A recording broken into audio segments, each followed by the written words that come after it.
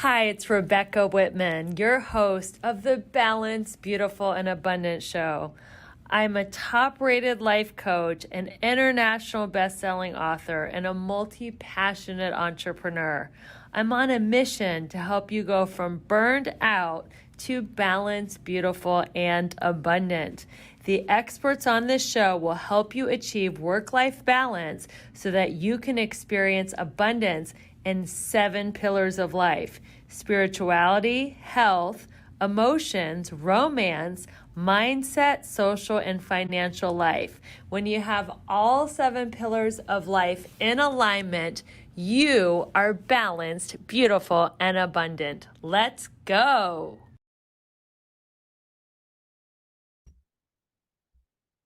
Hello, everyone. Welcome to the Balanced, Beautiful, and Abundant podcast. We are taking you from burned out, overwhelmed, frustrated to balanced, beautiful, and abundant.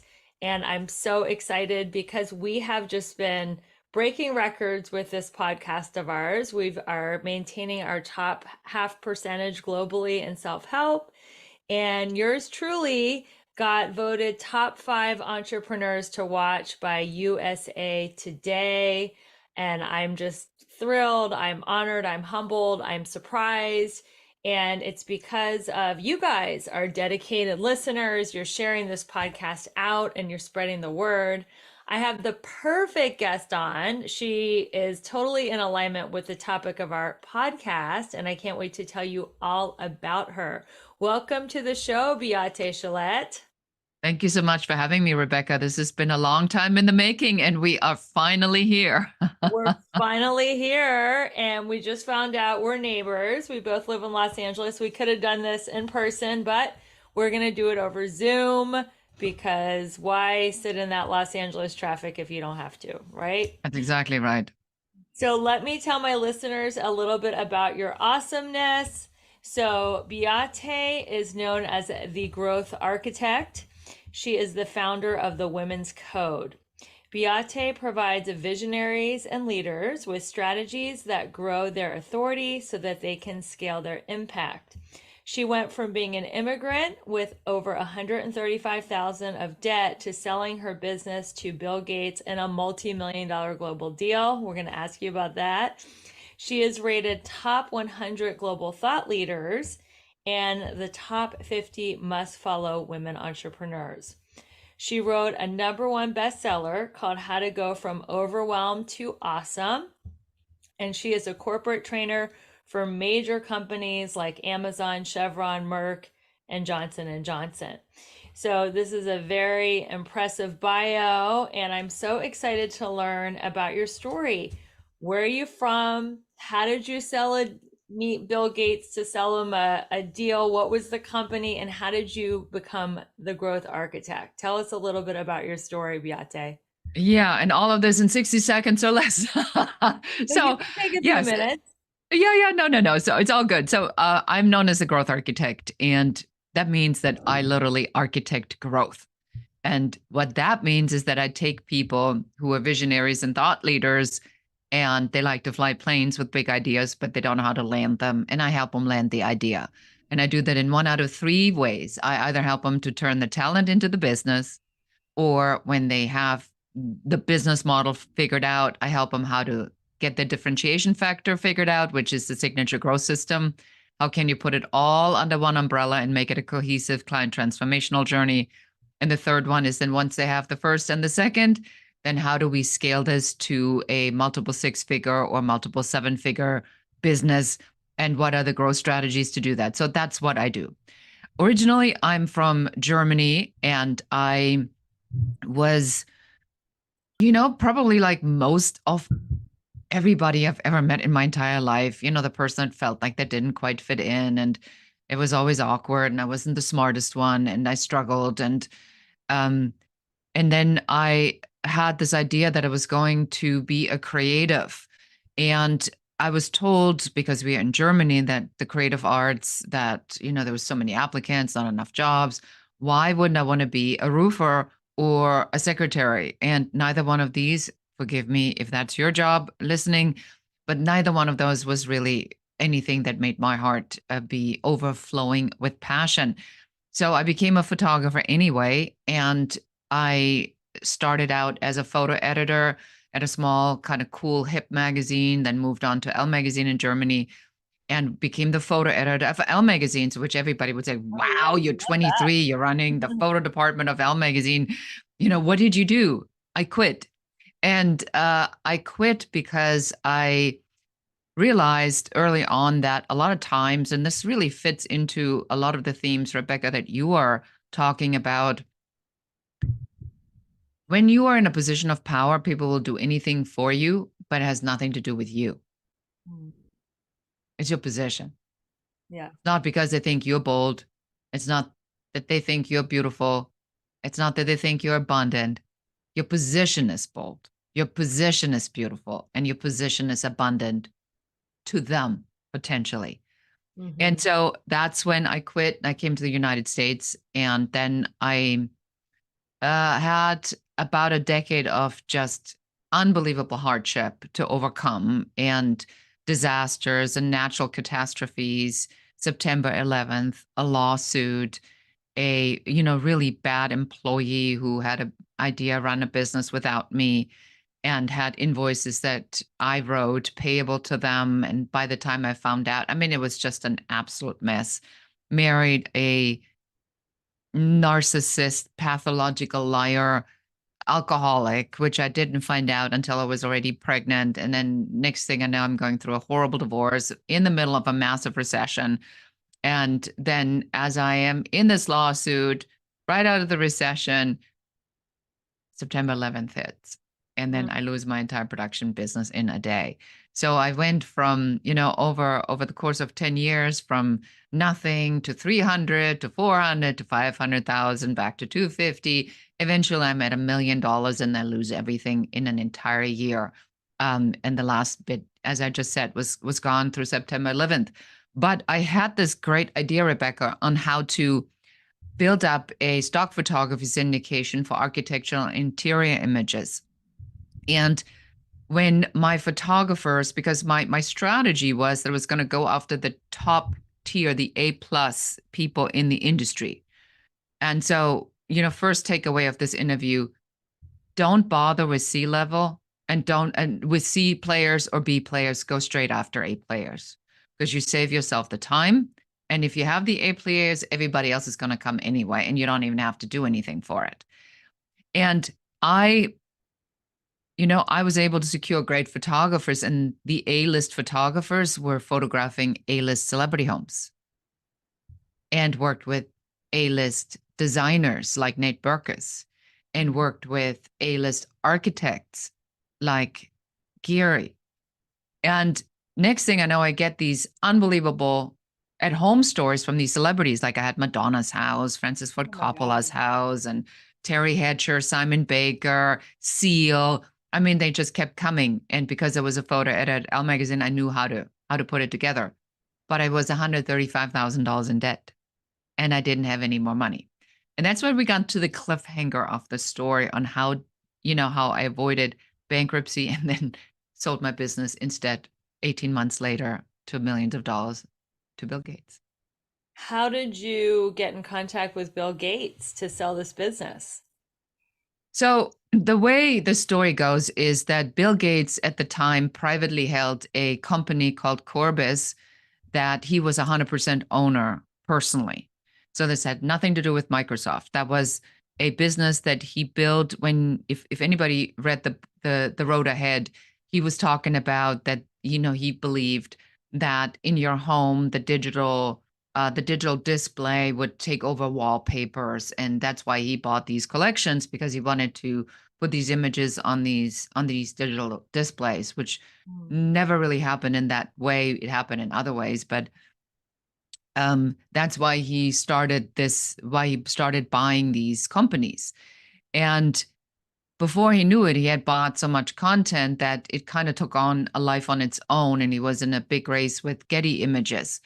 And when they had bought a celebrity brand named Outline, they had no way to grow this business because it was a high touch business other than adding another business unit to it. So they figured if they buy my at home stories of celebrities, they could pair it up with the images of their celebrities and then sell more and have a higher ticket item, which was the reason why they bought me and only me, because I was the only player in the market that could offer them that particular unit.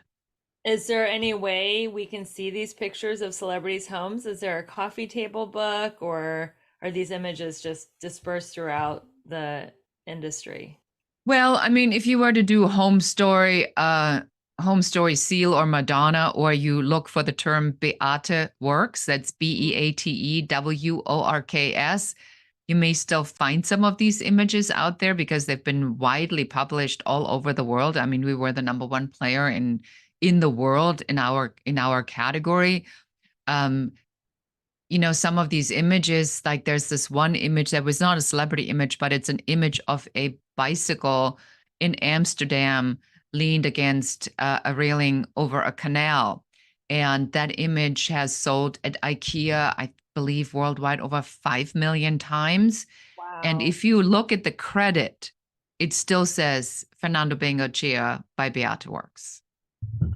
Well, congratulations. That's incredible. I feel like I have seen that image from IKEA, so that's beautiful. So let's talk about the Women's Code. You're the founder of the Women's Code, and I'm all about women's empowerment. So I'm curious, what is the Women's Code? So the Women's Code I designed when I sold the business to the Bill Gates company, and they offered me to come on as a senior director of photography globally. That I said, I am shocked at how women are treated in organizations, and I am shocked how women treat each other. Now, you kind of know how this oftentimes works, from middle school when the she tyrants and the queen bees and the bullying and that you can't sit at our table type of thing. But you don't really realize that this behavior kind of perpetuates into the job world, and some women just never seem to really entirely grow out of it. And things were happening where I would go to the bathroom and then I come out, my whole team had gone to lunch. And then I would say afterward, okay, what happened? I said, oh, we couldn't find you. No, you knew exactly why. You waited until I was in the bathroom and then you all bolted for the door, which, I guess it was also hinting on my leadership style, which at that time probably wasn't very good. But I learned that there is a lot of stuff that led me to believe that if we want to see real change in the world, women need to have a code amongst ourselves first. If I don't know how to treat you with dignity and respect, if I'm jealous if your podcast has more downloads than my podcast, if I'm jealous that you're cuter than me, if I'm, envious of your lifestyle, if I'm envious of any of this, we'll never go anywhere. Because in abundance, we know that the message is there's enough for everybody. And the more prosperous I get, the more people I can help to be in prosperity as well. But women have still a scarcity thinking. And so that's why I founded the Women's Code, to give women some guidelines on what it actually means to have a code. I love that. I used to call that Code of the West, but I like the Women's Code. Code of the West, for me, this was like a high school thing. If your friend went out with a guy, you don't go out with that guy. Like, he is Get to forbidden you. fruit. Mm-hmm. Yes, forbidden fruit. That was the Code of the West. But you've even taken it into everything. And I totally agree with you, Beate. When women are mean girls or competitive with each other, it is because they are in scarcity thinking. Yeah. And most of the time they're competing for men's attention. Like, women have to look a certain way or be a certain way so they can get men's attention, and that there's limited amount of male attention or approval to go around. And that is what I call, being oppressed by the patriarchy. And one of the ways that I love women are rising up is they're creating solidarity amongst their sisters. And they're like, no, we're not going to compete for male approval. It only matters what I think of me, not what you think of me, not what men think of me. And the same goes with money or attention or anything else or podcasts. There's just more than enough. I like to say there's more than enough sand at the beach. So everybody can sit on the beach and have plenty of sand. So let's talk about overwhelm. That's a huge theme of the show. How to go from overwhelmed to balanced, beautiful, and abundant. And how do people know when they are approaching overwhelm? Like, how can they catch it before they get into overwhelm? What are some of the signs to look out for? I think for women specifically, it is an undefined tension. Before I went on a trip to Costa Rica and I just come back from an ayahuasca retreat, I said to my husband, I said, I feel so incredibly tense inside, I can't relax. Hmm. So if it's difficult for you to relax, if you are doing things that add more friction to your life, like you're constantly looking at your phone, you've programmed your mind, your nervous system into overdrive. If you are always busy, if you have a hard time sitting down for 5 minutes, if you can't meditate for 5 minutes, if you can't take a deep breath because you have this pressure on your chest, you probably in overwhelm. Hmm. So if there's no more pocket anywhere where you can give yourself permission, I wear a Fitbit. A Fitbit has like a 2-minute breathing program on there. 2 minutes. 2 minutes. Like you could go in the bathroom and do that. Mm-hmm. But when you're overwhelmed, oftentimes you don't even have time for that. Right. That's when you're overwhelmed. Those are very good telltale signs. If you can't even sit down and breathe for 2 minutes and just take a breath and a pause, then you're going too fast. And I think that is happening. It seems like technology has sped everything up. We can get so much more done from our phones that instead of creating more efficiency and free time, we're like addicted to doing more, more, more, more, more. And people are stressed. And stress is the number one killer. So it is really important to follow some of the principles we're going to talk about and just prevent overwhelm, because you can get where you're going without overwhelm. People think that speeding up gets them there faster, but sometimes you get to slow down to speed up because you're more mindful and you're more precise in what you do and you don't make as many mistakes. What do you think about that phrase, slowing down to speed up? I actually think that based upon what you just said, I had to learn this or remind myself again of this, because our natural tendency is control. And the Mm-hmm. natural tendency of control is I have to do more. If I don't get what I want, it means that I'm not doing enough. And the educational system tells you that, your parents tell you that, your boss tells you that, the television tells you that, media tells you that, everybody tells you you need to do more. And this FOMO, the fear of missing out, is constantly fueled by internet marketing. Like, if you don't do this one thing, then the dominoes are not going to fall. You're going to be missing out on this one in lifetime opportunity. It's only available for 15 minutes. You got to go back to what we have control over. And first of all, I was just at this ayahuasca retreat, and then I went to an Abraham Hicks event, and Abraham Hicks is very big on law of attraction. And it's such a good reminder to say, what do we really have control over? What we have control over is the vision. What do I want? What does that look like? The objective, the goal, the vision. That's your job. The second part you have control over is receiving that. Because if I truly believe that 1 million downloads is what I want, then I need to be ready to receive the 1 million downloads. The sourcing, I mean, you have to do the actions that it takes to put things into motion, but the actual sourcing is done by one source. And one source is God, Spirit, universe, the energy that rules everything. So if you get to meddle with the one source and you try to tell the one source how you would like this to be delivered, that's never going to happen. That's the friction. Because then you're trying to convince the one source that you deserve what you said, which creates the friction that prohibits you from getting what you want. What does that mean? What causes the friction that prevents us from getting what we want? Just trying to control the uncontrollable because we're in resistance? Exactly.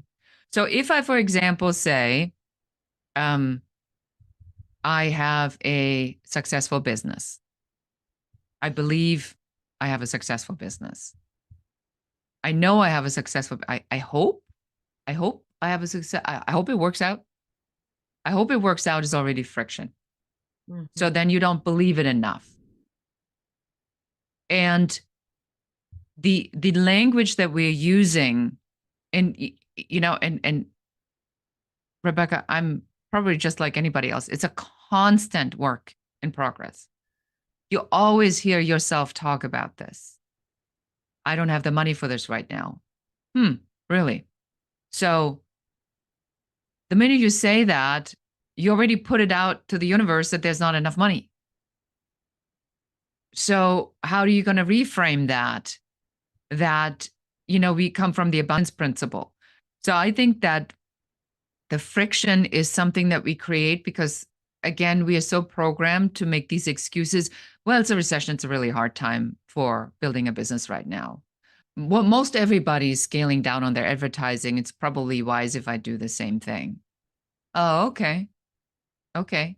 Well, you just already set that into motion because this is what you said. So how do you reframe that so that the attraction of abundance is not limited by the fear that creeps in? And the fear is what we have to overcome. So how do we get ourselves ready to receive abundance? You said we're only in control of the vision and are receiving of it. How do we get into receptive mode? So this is something I've been really playing with. And it is finding a thought that gives you overflowing joy or that feeling. It's a song, your favorite song, and you go, oh, time I hear that song, it just makes me feel so good. That's a good start. My daughter had a baby 5 months ago, and I was in the room. So that the thought of seeing that, the crown coming, coming through the birth canal, and being there when my grandchild was born, that fills me. That just makes my heart burst. Yes. So you need to find that origin thought of joy. And on that thought, you spin that thought further and further until it gets bigger. And then it becomes a blanket. And then the blanket goes over everything. That's how you get yourself in that particular vibration. But you can't convince yourself. You can't enter into a screaming match. I'm abundant. No, you're not. Yes, I am. Bank account doesn't say so. Well, but I feel abundant. No, you're not. That doesn't get you anywhere. So it is better to say, the area in my life I'm so abundant with, and I'm so grateful, is love. I've been blessed to watch my grandchild being born. I'm already abundant. I can actually believe that thought because it's true. So there's no friction. There's no screaming match. And then I can say things like, I wonder where else abundance in my life is going to show up because there's another no friction thought. I love that. One of my favorite teachers told me to have an attitude of curiosity rather Yes. than expectation. So Mhm. saying, "Oh, I wonder where abundance is going to show up in my day," and just, "Oh, I can't wait to see what happens. Where is abundance going to show up? What unexpected miracle am I going to receive today?" So it's asking yourself questions that don't create contrast, to use the Abraham Hicks term. I'm a huge fan, or friction. That is great. That is gold if you're listening to that. So let's segue into the authority conversation. I know you are a thought leader on creating authority and helping that using authority to scale businesses. What does being an authority mean, and why is it so important, Beate? Yes. So the first thing I'd like to do, Rebecca, is I would like to just define what authority actually is, because that already gets confusing. Yes. Authority is not an influencer. That's an influencer. Mhm. Authority is not celebrity. That's a celebrity. Now, a celebrity may have influence, and an influencer, a celebrity may have authority over something, and an influencer may have authority. But the term authority really means an industry expert or a subject matter expert. If you want to be an authority, but you're really trying to be an influencer or a celebrity, you already have friction, which we just talked about. And that's why that typically not works, because it's a different business model. Gary Vee's business model is celebrity, Mm. not influencer. It's celebrity. That's why he has an opinion about everything and anything, and why he's anywhere with all kinds of different things and products that he endorses, because he wants to be a celebrity. That's a different model. For most of us, and for most of your listeners listening to this podcast, authority means you're an industry expert. So you first have to establish what the transformational influence is that you are the authority on. And that is when you get really clear about this. Yes, you can talk about nutrition, you can talk about beauty, you can talk about hair care, you can talk about fitness, you can talk about business building, you can talk about abundance, you can talk about the law of attraction. Now you have all these subjects, and you feel just because you have a microphone, you want to grab every mic and talk about anything and everything. That's not authority, that's confusion. I'm an authority on growth architecture. I architect growth. Within growth architecture are particular processes and systems. Mindset, action sets, skill sets are part on architecting your growth. Yes, you can build a business without mindset just by, hard work and following certain processes and systems. Ultimately, I don't think it's going to make you very happy, but it is possible. I also don't attract that kind of person, but it is possible. So, who I attract are people that understand that there's a spiritual component, and there's a balanced component, and there's a happiness component, and that they want to live complete, balanced, and wonderful lives. So, I help them architect a business model that works. That's what I'm the authority on. So, to become an authority means the clarity on what you can speak with confidence on, and making sure that all the pieces that you do are fully aligned with that one thing, and that there's no confusion or friction. Wow, that is very well said. So, why is being an authority important to make money and scale your business to the next level? The best kept secret is like the pearl in the oyster that waits for a diver to come and discover it. It is really entirely up to you on, the listener to say, how fast do I want to do this? What am I willing to do? And authority does not necessarily mean that you have to grab the mic on every stage. There's all kinds of different ways to build authority. You can write, you can do podcasts, you can do podcast guesting, hosting, you can speak from stage, you can do it through social media, you can do it through events, you can do it through partnerships, through collaborations, through networking. I mean, there's tons of ways to build your authority. You're just going to have to build a business model that follows in integrity who you are as a person and what your vision is of the life you want to create for yourself. And then we reverse engineer how this authority piece needs to show up for you to attract your potential clients. If somebody is, maybe they're leaving their corporate job and they have a passion for something that they've received transformation in. Just for the purpose of this example, let's say they were on a weight loss journey and they lost a bunch of weight. They want to launch a business in the health and wellness industry.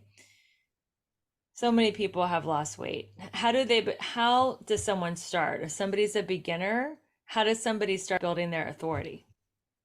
Yeah, so the very first thing that I want to recommend is you go to the quiz that we literally just finished building. It's called What's Your Talent Worth? You go to what'syourtalentworth.com.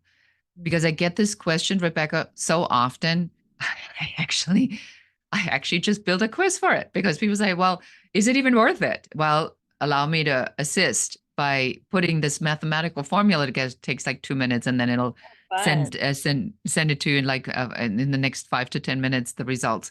And it'll give you an actual number, and it'll tell you what your earning potential is in this market for what you're trying to do. Because the factors of this are, what's your expertise? How long have you had this expertise? What is the desirability in this market? And so it calculates based upon these different factors, and it spits out a particular number. And then when you see that number and you see what your earning potential is, which I always would do before do anything else, is to say, and now what? Well, now you need to build the business model. You need to turn the talent into a business, which happens to be our very first program. And we revamped this. And that's why this interview with you is so unbelievably timely, because last year I was still in the high ticket world, and I saw that there was a significant shift in the market. And I know you did, you seeing the same thing, that there are more people that want to enter entrepreneurship and make their own dream happen, and less people that are looking for, $25,000 masterminds to join. I mean, that's just my opinion. That's just what I'm seeing. Yeah, I see that too. And so if we see that this is a trend in the market, then we have two choices. We either can go and judge everybody who's trying to do that, or we can say, okay, with my expertise of shortcuts and architecting growth, what can I tell these people? And I can tell anybody, I can help you build that business model in 12 weeks, and you'll have an actual functioning business model. Because I've done it, I've done this program a couple of years ago, and it's, we had over 22,000 people that have taken this program. And so I updated it and I said, well, what needs to happen today for that? So the steps are, figure out what your earning potential is. Mm-hmm. Because you have to somehow figure out, is it worth doing in this market? And then design a business model. What I don't want your listener to do is now go from internet marketer to internet marketer. And you go and you look at one offer that says, I'm speaking from stage. Speaking from stage is great as an additional strategy in a business model. Speaking from stage is not a business model. Mm-hmm. It is a vehicle. It's a tactic within a business model. So now let's say you do that. Now you get the next affiliate offer, and the next affiliate offer after that says, well, you need to make an offer from stage, which makes perfect sense. So you buy that. Now you learn how to make an offer from stage. Now you get the next affiliate offer and says, well, don't you need to create a funnel for that? Now you go, that makes sense. Now you start to create a funnel. Then the next offer comes as like, how do you fill that funnel with leads? So you buy that offer. And next thing, you are in a reactive mode of, I wonder what the next thing is. And then the next thing will come.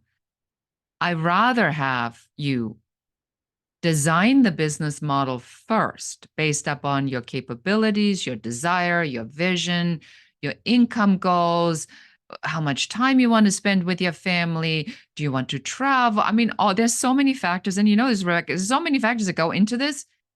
You want to build it to suit you. And then we look at the external tactics and say, is speaking an option, or would podcast guesting be better, or hosting, because you never have to leave your house if you have small children?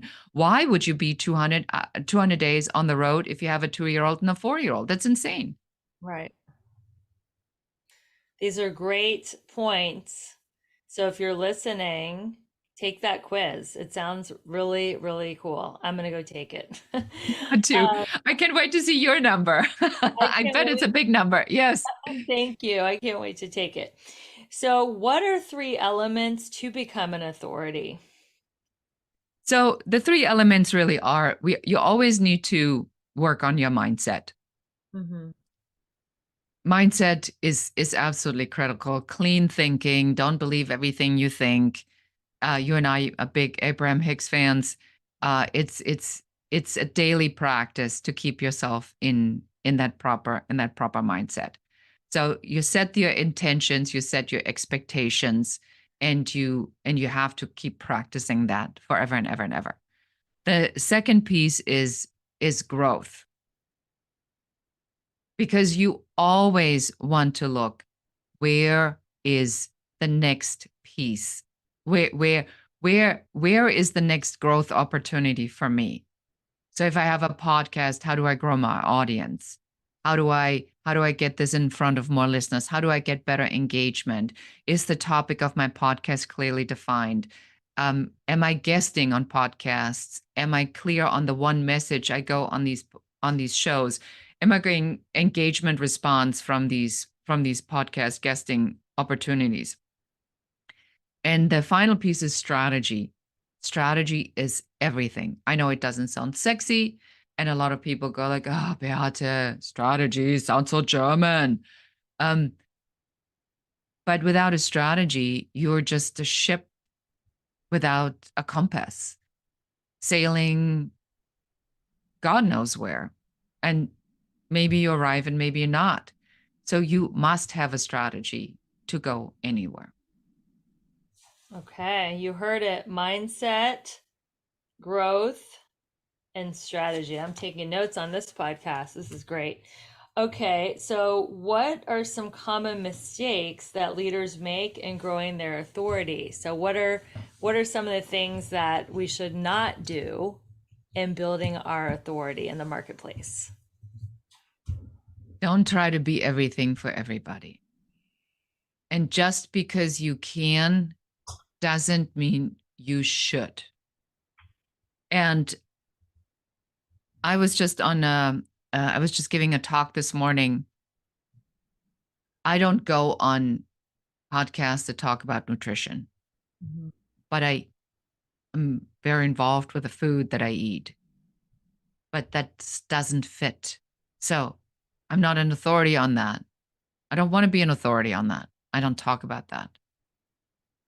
And it's a decision that I make. It's a strategic decision to say, authority building means you have a message that goes to an audience that has a problem that your authority can solve. And what you shouldn't do is anything that boycotts that. So the minute the message gets diluted, the minute you divert away from that audience to say, well, but women over 60 could also use that, but your core audience was a 30-year-old man, now you get into trouble. That doesn't mean that somewhere down the road you can't expand another thing and said we came up with this hack and we found that this really, but to build authority, the focus is really required. Hammer down on that one message again and again and again with clarity. I'm the authority on this because people have this problem and I have a solution to this problem. And here's the person that has this problem. And my message is directed toward that person that has that problem because I have the solution. Stick with that. Stick to one pain point and one solution and one ideal client. So is that what you do forever? You just have like one offer for one pain point, or can you expand once you build your authority in one area, can you be an authority in another area? Now, that is the best sneaky question I got. So I love that because you picked up on this. And this is the fear of everybody. This is why people don't do it, because they think they're forced into niching. Right. I'm for denichicizing. I made up this word because the nichicizing, I think, is a bunch of BS. So here's how we solve this in growth architecture. It's so simple. The longer you're in business, the more you know. And now somebody comes and tells you you have to niche down. And now you want to pull out your hair one by one. You said, that's ridiculous. It's a journey. My clients are on a journey. I can't just go and talk to them about selling. I also know, how to align the marketing with the selling and the team building, so we have the right thing and the leadership mindset. How can I? That would be preposterous. And then a classic, uneducated, not uneducated, but a regular consultant will say, well, that's what everybody says. That's just what you have to do. You get rich in the niche. So here's how you circumvent that. You put an umbrella over everything you do.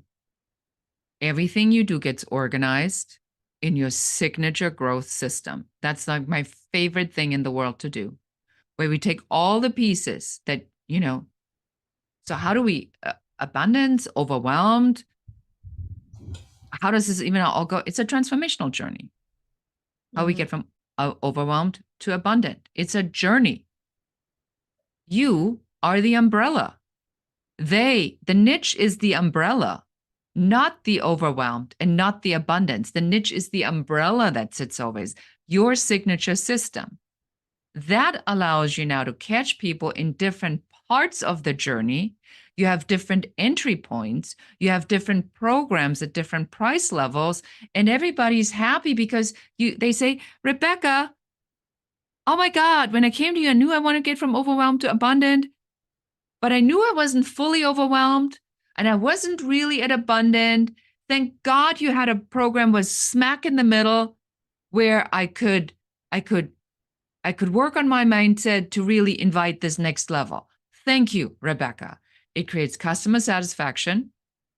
It creates different entry points. All your programs fit, but that typically takes, it takes us about a day or 2.5 days to go in and just pull it all apart and then put it back together, organize it, and have this full transformational. Everything gets a name. Every entry point has a name, like the turn your talent into a business if you have the idea. The signature growth system if you have the idea but no differentiation factor. The growth strategy if you have both and now you're ready to scale this up. That's our transformational journey from the idea to whatever million or multimillion-dollar business. The umbrella is the growth architect. The beginning of this interview, you referred to the differentiation umbrella. Is this the point that you're making now? Is this also called the differentiation umbrella? And Yes. why do you call it that? Why is it called the differentiation umbrella? Because most people, when you talk to them, would say, what do you do? I'm a business consultant. Then in their mind, they go, I neither have the money nor do I want to hire a business consultant. Conversation is over. But when I say I'm a growth architect, there is a 99.9% always a second question. Oh, never heard that. What does a business growth architect do? Now I can say I architect growth in these 3 different categories. Now they're thinking, oh, never thought about it like that. No, I feel like I got my business. No, my business model actually doesn't work. So I have a question for you, Beate, and now you are in the conversation that you really want to have. So the differentiation factor is,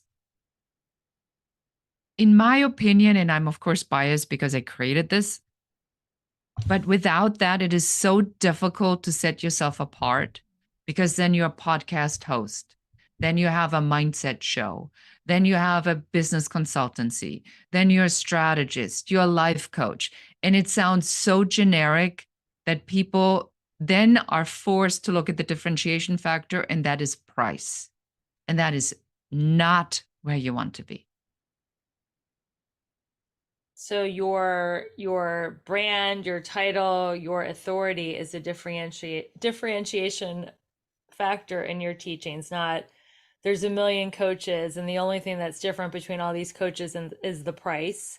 You want to be in a whole different category, and that's the Be in the differentiation. blue ocean. Yeah. Yeah, I love it.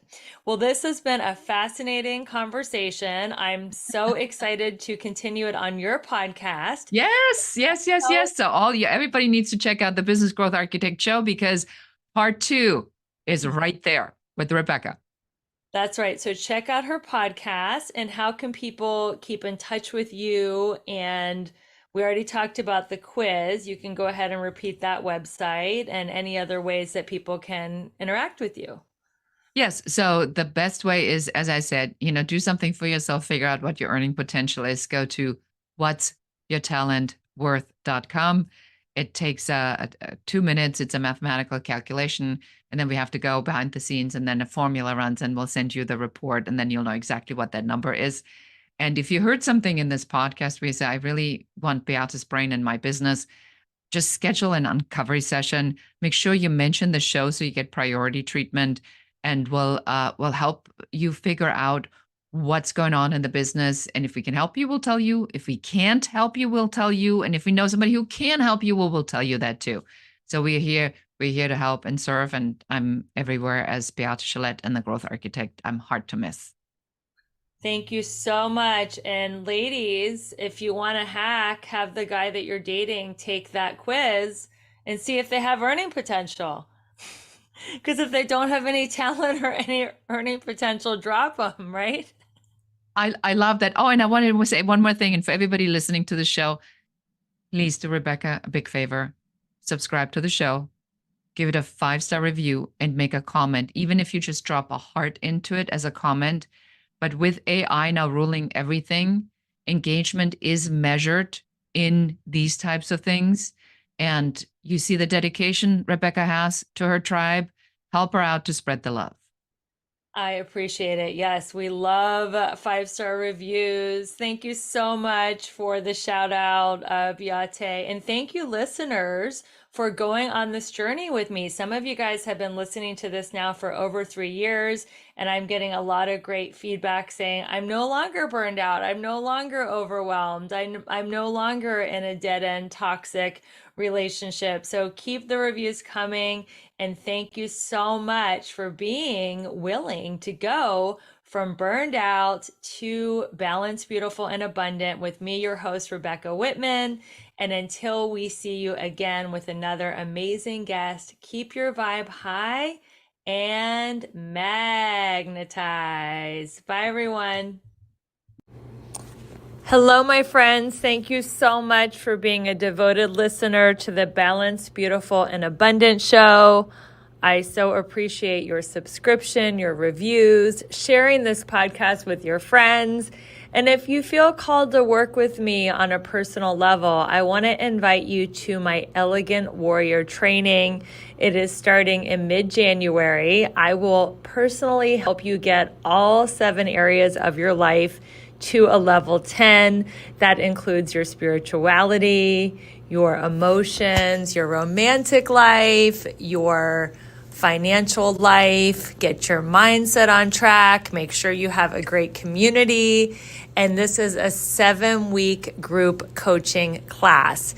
If you want to learn more about it or just meet me, I would love for you to schedule a complimentary breakthrough call. My schedule is very full this year, but I have opened 3 spots this week to talk to you and just see where you need a breakthrough, where are you feeling stuck in your life. Maybe you need to lose a few pounds. Maybe you're tired of being single, or maybe you're ready to double and triple your finances. So wherever you feel stuck, I'm committed to helping you have a breakthrough on this coaching call. Go ahead and click the link in the show notes in the link tree to schedule that breakthrough call. And if you're interested in learning more about Elegant Warrior training, I am happy to talk to you about it live, or you can always reach out through my email.